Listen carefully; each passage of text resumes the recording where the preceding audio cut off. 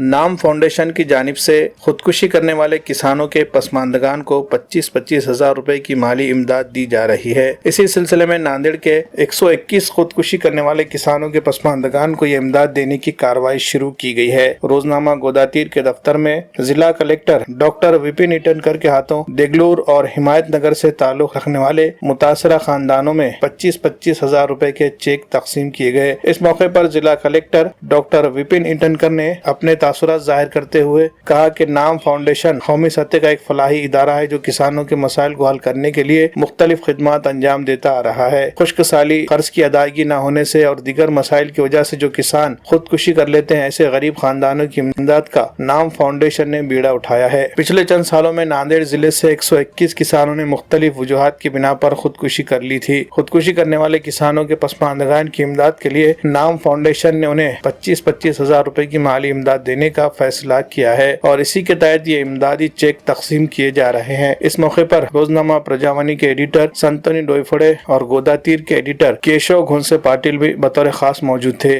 माली इमदाद मिलने पर मुतासरा किसानों के अफराद खाना को माशी तौर पर खुदकफील होने में कुछ मदद जरूर मिल रही है।